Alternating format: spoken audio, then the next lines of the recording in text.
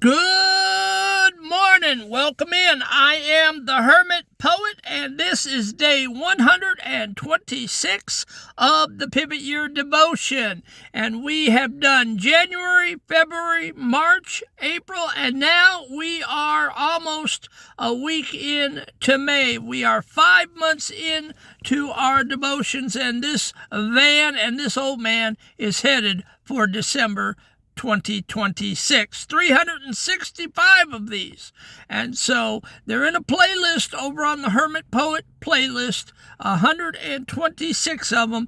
And so they're there for you to enjoy and for you to watch and for you to do the homework, the little applications, and for you to binge and for you to try and move your healing along to completion. And that's what we are here for. So day 126, we take the devotion and we turn it into a poem. We reframe it into our own words, and I write a poem, and then we give you a 14-minute teaching, and then we give you a little application, and then we send you on your way. So day 126, the truth of the map. The talk is just a wind that blows the leaves, a screen to hide the things they're feeling now. But watch the way a person truly breathes, the way they work, the way they pull the plow. If they are cold, it means they've lost the fire. If they are gone, they didn't value staying. The truth is not in what they might desire or all the hollow games that they are playing. The map is in the dirt, not in the wire. And so today's teaching is the truth of the map, the noise of the words.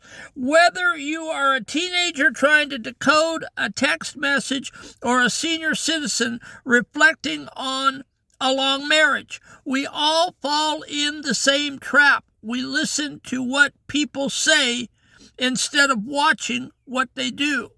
Words are easy. Words are cheap.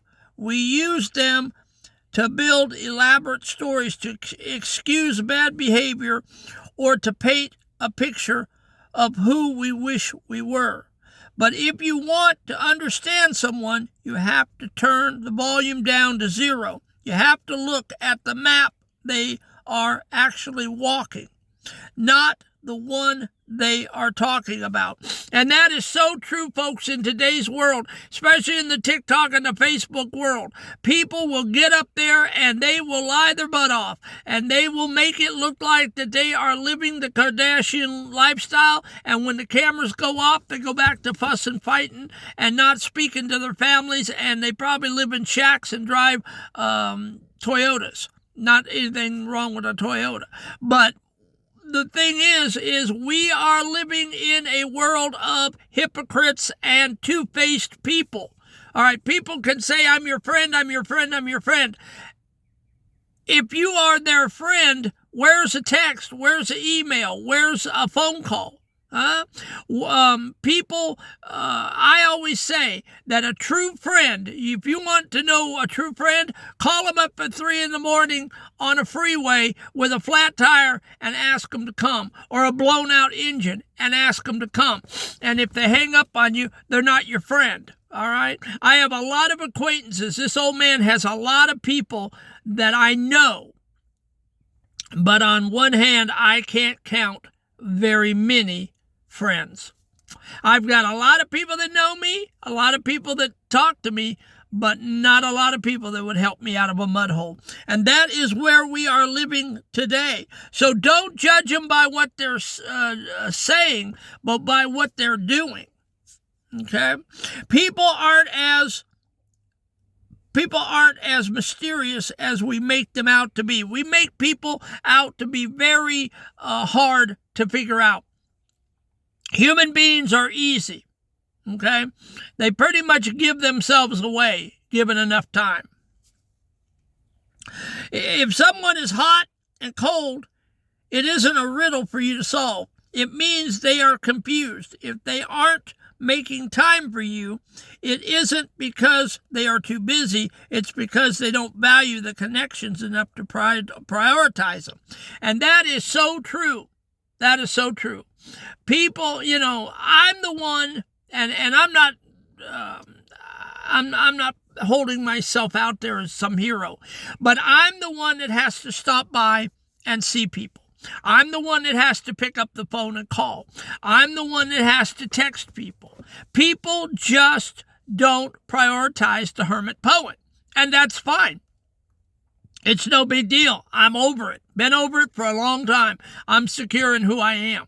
And if I die without any friends, so be it.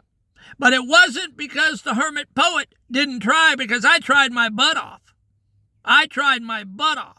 And it's the people around me and the people in my life that are not trying. And that's up to them.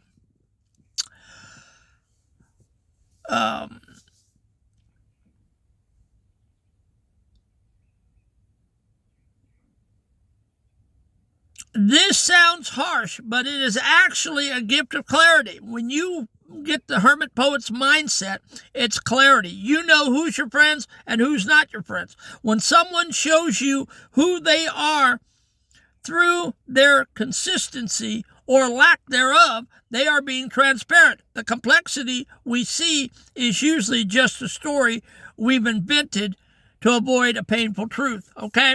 We are famous for saying, oh, that person's okay. Oh, that person's all right. Oh, that person's just not feeling well. Oh, that person is going through something. Oh, that person is experiencing something. And we cut them slack, and we cut them slack, and we cut them slack. But you know what? In the end, they don't value the connections enough to prioritize. This, when someone shows you who they are through their consistency or lack thereof, they are being transparent with you.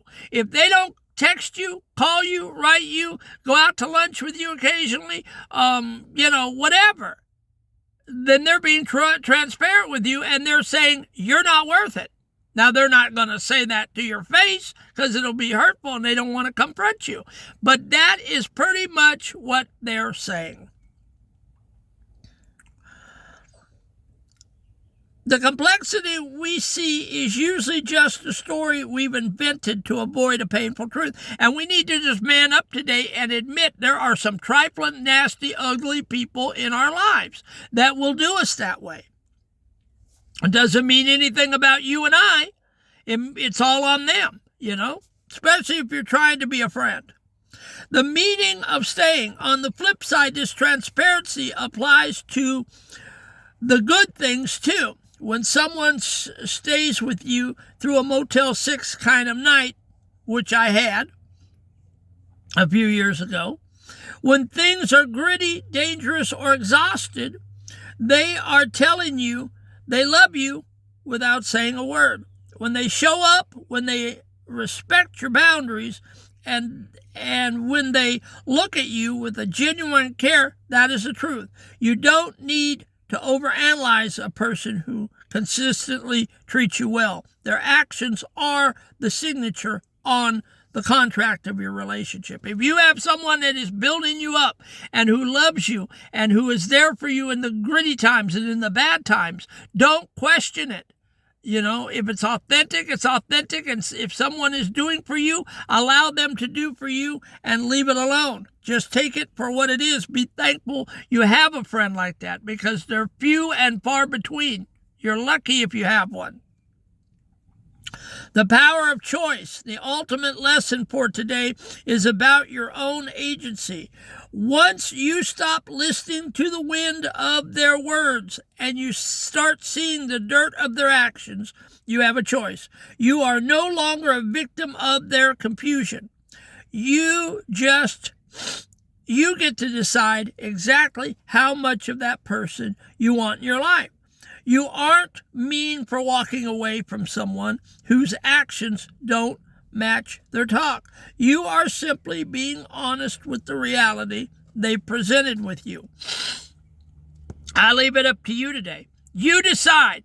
Sit down, Put on a piece of paper and draw a line down the middle, left and right. Put on the left a list of people, going down the list of people that you love, that people support you, people that are good to you and that you feel like are authentic friends. Put those on the left and put everyone else on the right. And then make a conscious effort to decide those people on the right that are no count, no good, won't come around, but they tell you with lip service they love you, but they do nothing to show it.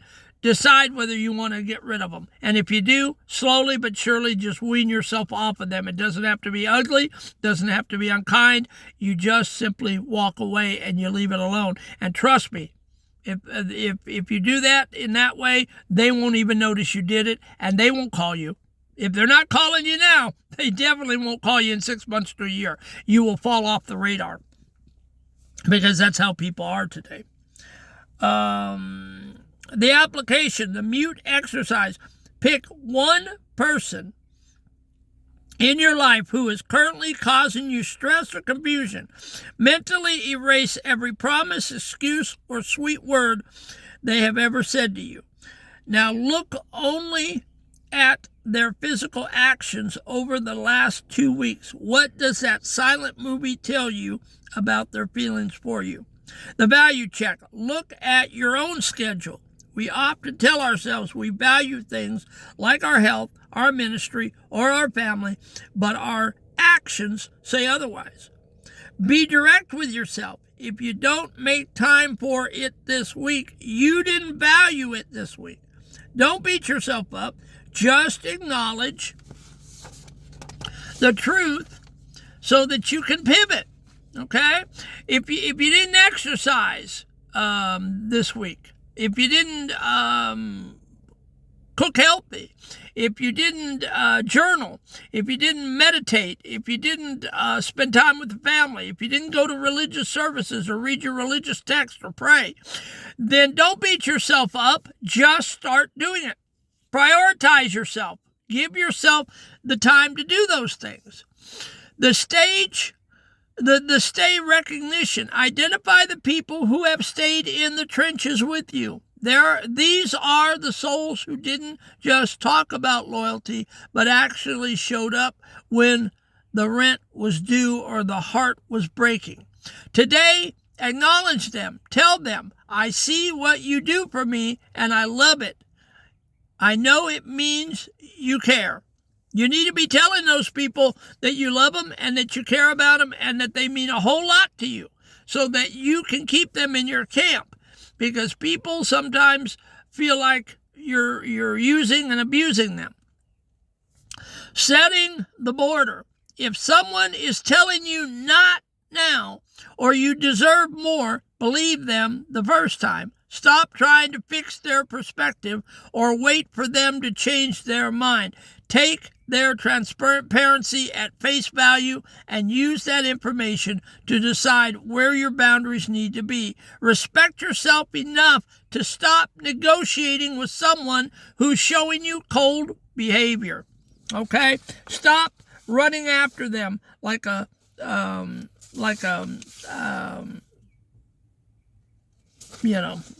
orphan or like a milquetoast, mamby-pamby, oh, please call me, please write me, please, oh, please.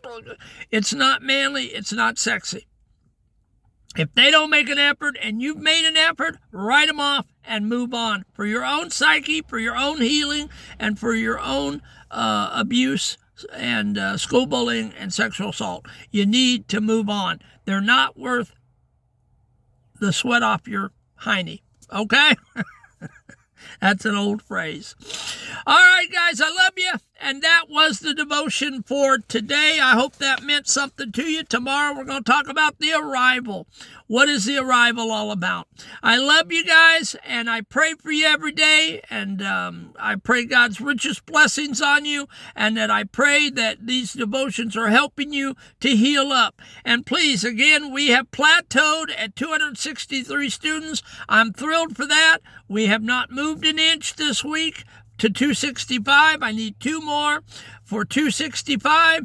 I'm leaving it up to God to have you click that subscribe and like button, and we'll get those 2 students when God sees fit to have you click it. And until then, we are satisfied with the 263 students in the class.